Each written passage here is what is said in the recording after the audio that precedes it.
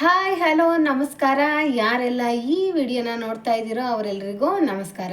ನಾನು ಇವತ್ತಿನ ಈ ವಿಡಿಯೋದಲ್ಲಿ ನಮ್ಮ ಕನ್ನಡ ನಾಡು ನುಡಿ ಕಂಡಂಥ ಒಬ್ಬ ಶ್ರೇಷ್ಠ ವಚನಕಾರ ನಮ್ಮ ಅಲ್ಲಮ ಪ್ರಭು ಅವರು ಬರೆದಿರೋ ಅಂಥ ವಚನಗಳ ವಿಶ್ಲೇಷಣೆಯನ್ನು ಕೊಡ್ತೀನಿ.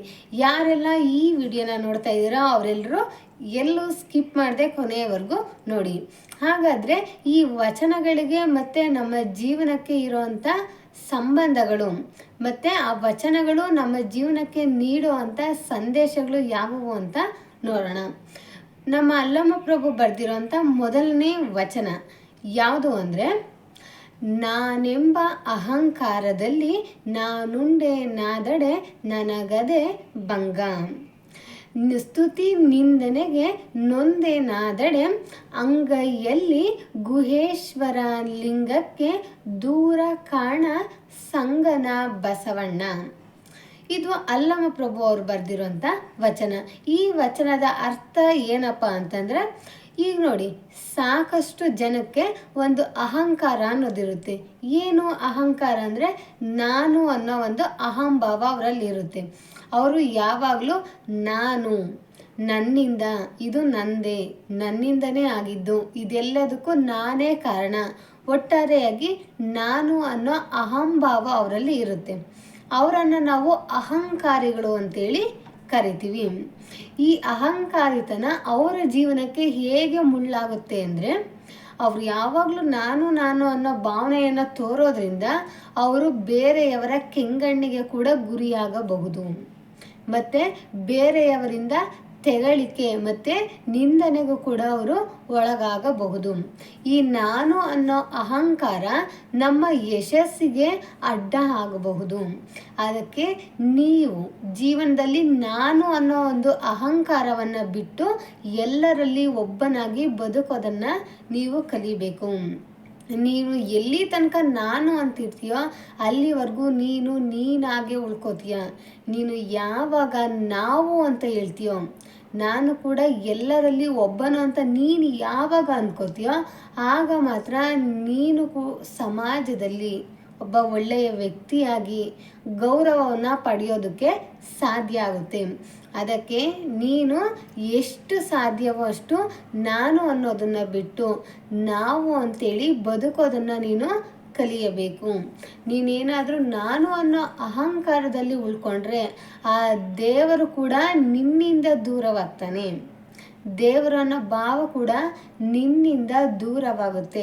ಅದಕ್ಕೆ ನೀನು ಎಲ್ಲರೊಳಗೆ ಒಬ್ಬನಾಗಿ ಬದುಕೋದನ್ನು ಕಲಿ ಅಂತೇಳಿ ಇಲ್ಲಿ ನಮ್ಮ ಅಲ್ಲಮ ಪ್ರಭುಗಳು ಹೇಳ್ತಿದ್ದಾರೆ.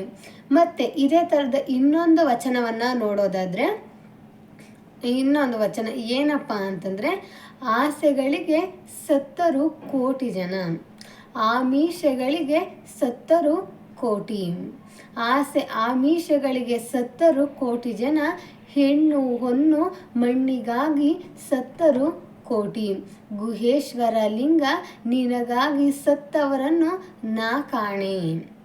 ಏನು ಈ ವಚನದ ಅರ್ಥ ಅಂದರೆ, ಇಲ್ಲಿ ಅಲ್ಲಮ ಪ್ರಭು ಹೇಳ್ತಾ ಇದ್ದಾರೆ, ಈ ಜನ ಆಸೆ ಆಕಾಂಕ್ಷೆಗಳ ಹಿಂದೆ ಬಿದ್ದು ಸಾಯ್ತಾ ಇದ್ದಾರೆ, ಆಸೆ ಆಮಿಷಗಳಿಗೆ ಬಲಿ ಆಗ್ತಾ ಇದ್ದಾರೆ, ಹೆಣ್ಣಿಗೋಸ್ಕರ ಹೊನ್ನಿಗೋಸ್ಕರ ಈ ಮಣ್ಣಿಗೋಸ್ಕರ ಒಬ್ರಿಗೊಬ್ರು ಬಡಿದಾಡ್ತಾ ಇದ್ದಾರೆ, ಒಬ್ಬರ ಮೇಲೆ ಒಬ್ಬರು ಪಿತೂರಿಯನ್ನು ಮಾಡ್ತಾ ಇದ್ದಾರೆ, ಒಬ್ಬರ ಮೇಲೆ ಒಬ್ಬರು ಎದ್ದು ಬಿದ್ದು ಪ್ರಾಣವನ್ನು ಬಿಡ್ತಾ ಇದ್ದಾರೆ. ಈ ಎಲ್ಲ ಜನ ಹಣದ ಆಸೆಗೋಸ್ಕರ ಅದರ ಹಿಂದೆ ಬಿದ್ದಿದ್ದಾರೆ. ಹೆಣ್ಣಿಗೋಸ್ಕರ, ಚಿನ್ನ ಹೊನ್ನು ಬಂಗಾರಕ್ಕೋಸ್ಕರ, ಈ ಮಣ್ಣು ಭೂಮಿಗೋಸ್ಕರ ಪ್ರಾಣವನ್ನು ಬಿಡ್ತಾ ಇದ್ದಾರೆ. ಆದರೆ ದೇವರಿಗೋಸ್ಕರ ಪ್ರಾಣವನ್ನು ಬಿಟ್ಟಿರೋ ಅಂಥವ್ರನ್ನ ಯಾರನ್ನು ನಾನು ನೋಡಿಲ್ಲ. ಅದಕ್ಕೆ ಈ ಜನಗಳಿಗೆ ನಾನು ಹೇಳ್ತಾ ಇದ್ದೀನಿ, ಈ ಪ್ರಪಂಚದಲ್ಲಿ ಯಾವುದು ಕೂಡ ಶಾಶ್ವತವಲ್ಲ. ಈ ಹೆಣ್ಣು ಹೊನ್ನು ಮಣ್ಣು ಎಲ್ಲ ಕೇವಲ ಕ್ಷಣಿಕ, ಆದರೆ ದೇವನೊಬ್ಬನೇ ಶಾಶ್ವತ. ಅದಕ್ಕೆ ಇದೆಲ್ಲವನ್ನು ಬಿಟ್ಟು ದೇವರ ಹಿಂದೆ ನಡೆಯಿರಿ, ಆತನ ನಾಮ ಸ್ಮರಣೆಯಲ್ಲಿ ನೀವು ಮುಳುಗಿ. ಇದೆಲ್ಲವನ್ನು ಬಿಟ್ಟು ಬಿಡಿ. ಆಸೆ ಆಕಾಂಕ್ಷೆಗಳೆಲ್ಲ ಕೇವಲ ಕ್ಷಣಿಕ, ಅವು ಕ್ಷಣಿಕ ತೃಪ್ತಿಯನ್ನು ನೀಡಬಲ್ಲವು. ಆದರೆ ದೇವರ ಸ್ಮರಣೆ ಸದಾ ನಿಮಗೆ ಉತ್ತಮ ನೆಮ್ಮದಿ ಸುಖವನ್ನು ನೀಡಬಲ್ಲವು. ಅದಕ್ಕೆ ಆಸೆ ಆಕಾಂಕ್ಷೆಗಳಿಗೆ ಬಲಿಯಾಗುವ ಬದಲು ಹೆಣ್ಣು ಹೊನ್ನು ಮಣ್ಣಿಗಾಗಿ ಬಲಿಯಾಗೋದನ್ನು ಬಿಟ್ಟು ಆ ದೇವರ ಸ್ಮರಣೆಗೆ ನೀವು ಮುಂದೆ ಬನ್ನಿ. ಆತನನ್ನು ಒಲಿಸಿಕೊಳ್ಳುವಂಥ ಪ್ರಯತ್ನವನ್ನು ನೀವು ಮಾಡಿ ಅಂತೇಳಿ ಇಲ್ಲಿ ಅಲ್ಲಮ್ಮ ಪ್ರಭುಗಳು ತಮ್ಮ ವಚನಗಳ ಮೂಲಕ ಹೇಳ್ತಾ ಇದ್ದಾನೆ. ಅವರು ಈ ಸಮಾಜದಲ್ಲಿ ಈ ಎಲ್ಲ ಆಸೆ ಆಕಾಂಕ್ಷೆಗಳಿಗೆ ಬಲಿಯಾಗ್ತಿರೋವಂಥ ಜನಗಳನ್ನು ಅವ್ರ ಕಣ್ಣಾರೆ ನೋಡಿದ್ದಾರೆ. ಆದರೆ ಆ ದೇವರಿಗೋಸ್ಕರ ಬಲಿಯಾಗ್ತಾ ಇರೋರನ್ನು, ದೇವರಿಗೋಸ್ಕರ ಸಾಯ್ತಾ ಇರೋರನ್ನು ನಾನು ಯಾರನ್ನು ನೋಡಿಲ್ಲ. ಅಂಥ ಜನಗಳನ್ನು ದೇವ ನೀನೇ ಕಾಪಾಡಬೇಕು. ಅಲ್ಲಮ್ಮ ಪ್ರಭುಗಳ ಆರಾಧ್ಯ ದೈವ ಬಂದ್ಬಿಟ್ಟು ಗುಹೇಶ್ವರ. ಅದಕ್ಕೆ ಅವರು ಗುಹೇಶ್ವರನ ಹತ್ರ ಕೇಳ್ಕೊತಾ ಇದ್ದಾರೆ, ನೀನೇ ಈ ಸಮಾಜದ ಜನರನ್ನು ನೀನೇ ಕಾಪಾಡಬೇಕು, ಈ ಸಮಾಜವನ್ನು ನೀನೇ ಮುನ್ನಡೆಸ್ಕೊಂಡು ಹೋಗಬೇಕು ಅಂತೇಳಿ ಈ ಜನರ ಪರವಾಗಿ ಜನರ ತಪ್ಪುಗಳನ್ನು ಹೇಳೋದ್ರ ಮೂಲಕ ಅವ್ರು ನಡ್ಕೋತಿರೋ ರೀತಿಗಳನ್ನು ತಿಳಿಸೋದ್ರ ಮೂಲಕ ಆ ಗುಹೇಶ್ವರ ಲಿಂಗನ ಹತ್ರ ಅವರು ಕೇಳ್ಕೊತಾ ಇದ್ದಾರೆ. ಇಷ್ಟು ಅಲ್ಲಮ್ಮ ಪ್ರಭುಗಳು ಬರೆದಿರುವಂಥ ವಚನಗಳು. ಈ ವಚನಗಳ ವಿಶ್ಲೇಷಣೆ ನಿಮ್ಮೆಲ್ರಿಗೂ ಇಷ್ಟ ಆಗಿದೆ ಅಂತ ನಾನು ಅನ್ಕೋತೀನಿ.